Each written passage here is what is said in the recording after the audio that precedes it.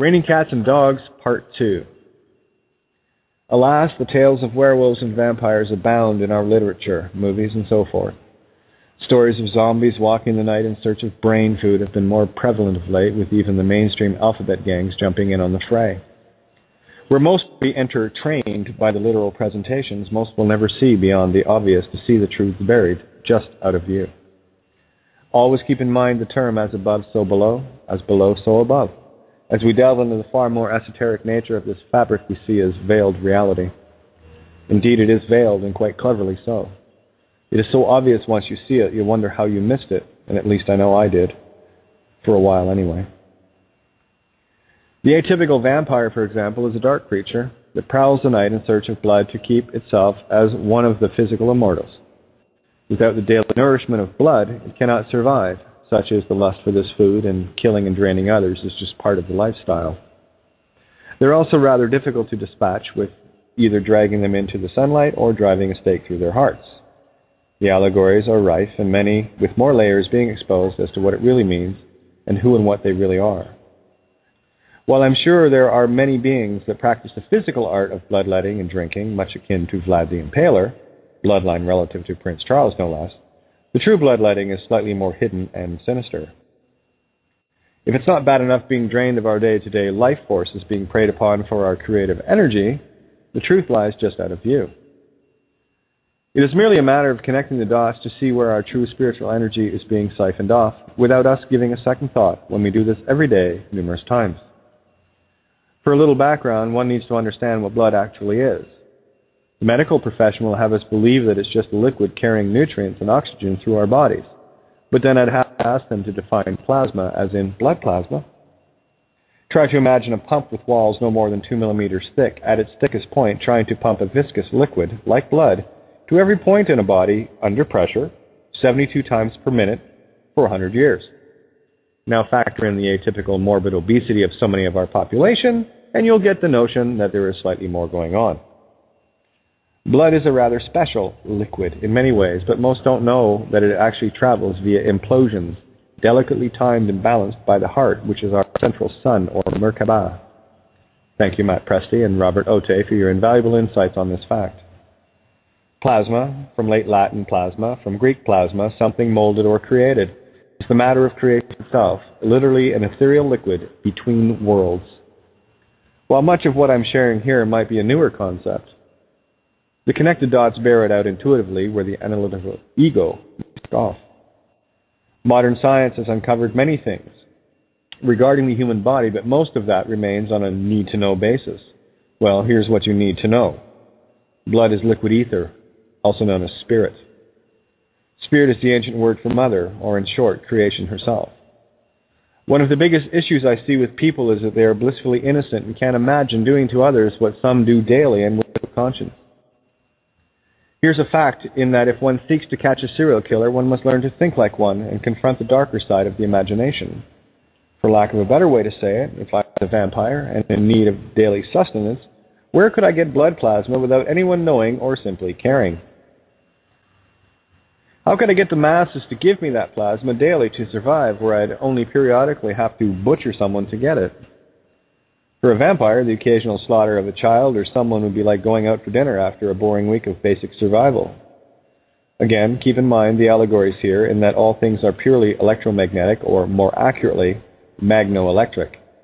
If I wanted to be the master over this world, I'd also have to be active in the duality of spiritual and physical control of others. That only makes sense to me. For a little basic biology in layman's terms, let's look at the blood circulatory system as it relates to cleaning the blood. We intake nutrients into the stomach, it's broken down, and the nutrients enter the bloodstream for delivery to all points of our bodies. The blood has to pass through the kidneys to be purified, and where nutrients can be balanced as well as the water content. Whatever isn't required at that moment gets strained off and deposited in the bladder, where the waste is purged through the intestines, where excess water is also strained off to maintain equilibrium.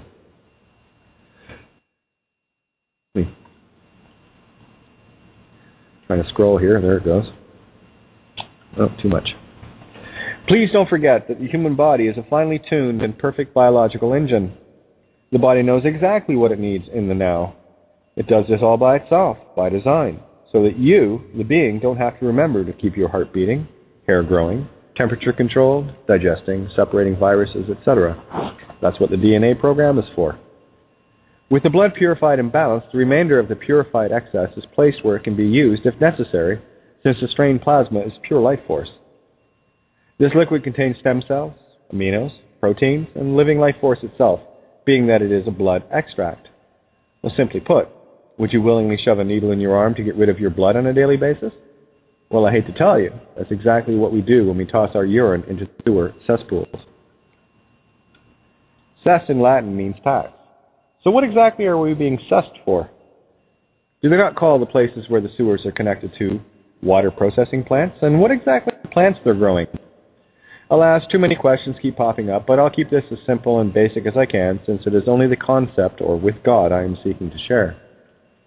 This is a perspective that I know few, if any, have looked into from an extremely outside the normal think realms.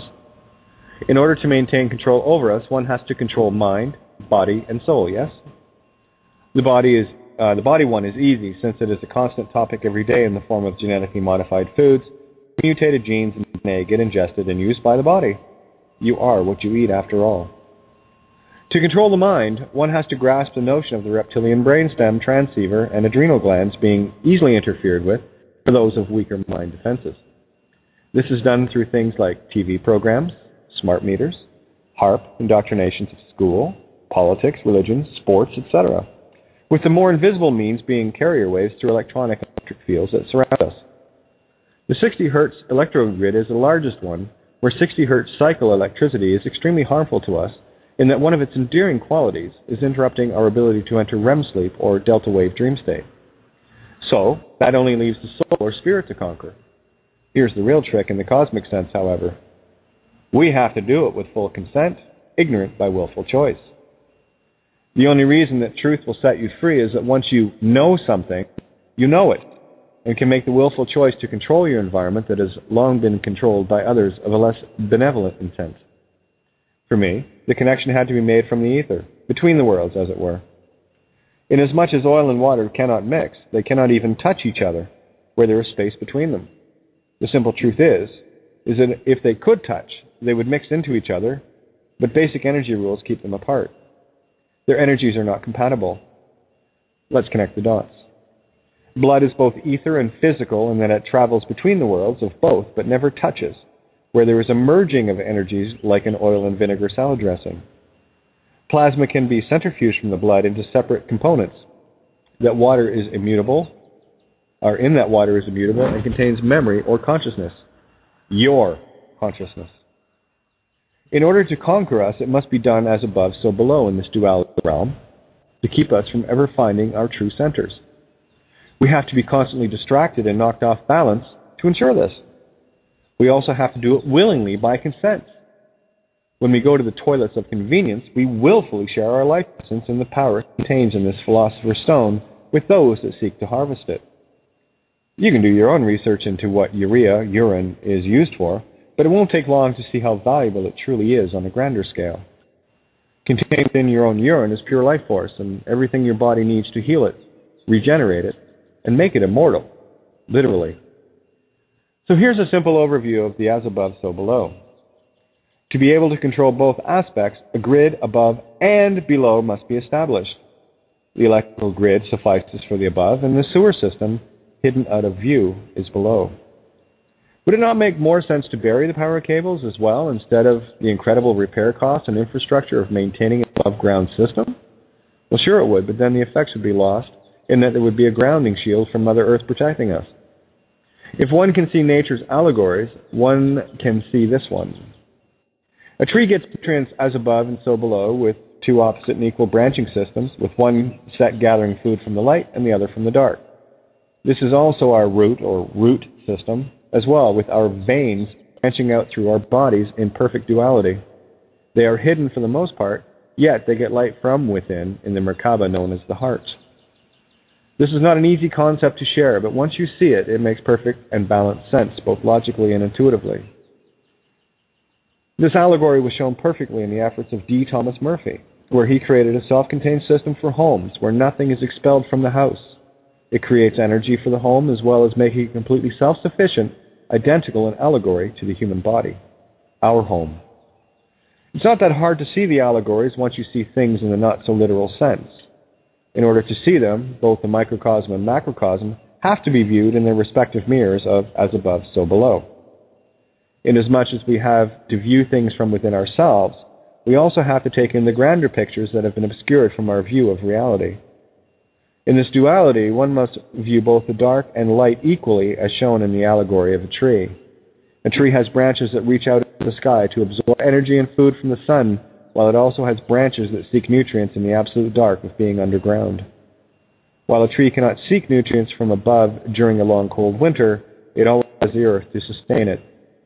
We need to be this grounded as well. Just as the zodiac is the allegory for the human body, the truth is, these mirrors are everywhere you look, and I do mean everywhere. This is a brand new way of observing where one must learn to fully trust oneself. No room for doubts anymore. The biggest issue with trying to observe anything here is that we are always looking into the past, in that the speed of light is the proof and deciding factor. It takes light time to travel from the object you're observing, so you'll only ever see things as they were, not as they are. While the light speed is fast, it's not instant in the physical realms, and this is what allows time to be observed at all. The trick here is to start getting into the present moment ahead of the past light. This is where I see creation and where we were railroaded. You can test yourself on this at any point of the day, and I assure you, the trust in self won't take long to build up. I just say this to enable my present moment. I have eyes to see and ears to hear. Show me what it is I need to see and hear, universe. This is where the coincidences start to appear like magic. These are the things that resonate with your question you have going on in your mind, so please be specific about what it is you are looking to create for yourself. As an example, let's say I wanted to confirm something about my stance on the name game fraud, since that is what I was pondering. After asking the question of the universe, I go into observe mode and see what was created to come into view. The magic of coincidences is that they are proof positive of your ability to create, and you're just out of practice is all. After I put my intention question out, I look to see, and lo and behold, a truck drives by with the logo, no name, on its side. A couple of things have happened here. One, I got the answer I was looking for, and two, the truck had to already be already created to show up in that moment of now, so it was present already, meaning that I stepped into my own timeline in order to see that. This is not an easy concept to put into words where it's just a realization using intuitive logic. If I see the truck after the call out to the universe had to already have put it there so that it can show up when I asked when I did in the now moment of time. Being in the now moment is actually in the past as well, where creating is in the pre-time or present moment. It also works in reverse, where we continually create another's reality by being stuck in the now and past moment, by being triggered by seeing things presented to us. For example, if I was to see the no-name truck first, it would get me thinking about that subject, so I'm at effect to the observation versus being over it. This is why fear porn is such a powerful tool to keep people staring at the created past moments, to keep another's creation manifesting. Where attention goes, energy flows. An atom will act differently under observation, where each photon of light is an aspect of consciousness. I have deduced from that if light is consciousness and I am observing an external light, I am literally worshipping a god outside of myself.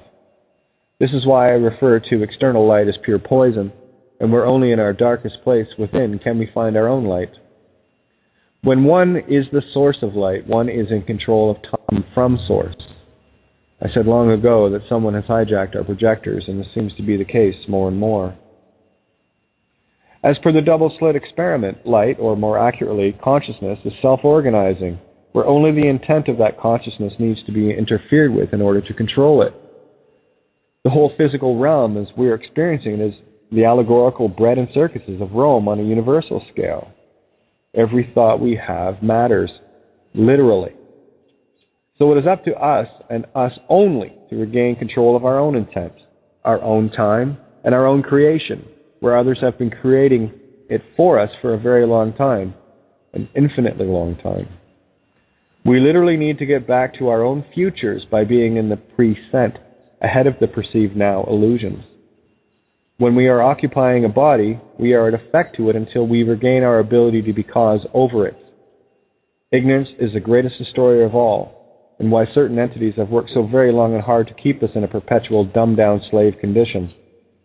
The methods for this were outlined briefly earlier, but I'm sure you're getting the picture by now. I cannot even begin to stress the importance of getting dark, getting deep, and getting serious about our own state of being via meditation. If anyone doubts the power of mind over matter, simply take a look around yourself and see what has been manifested as a result of that simple concept we lust to doubt. Your body and you are completely self-contained units, albeit that our consciousness is in a bit of a Chinese finger trap at the moment. We constantly seek to find answers in the illusion without setting the parameters first.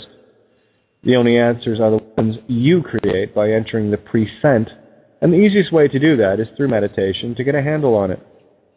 Once you start to see the results you need to see by just doing, you'll be in a less doubtful position.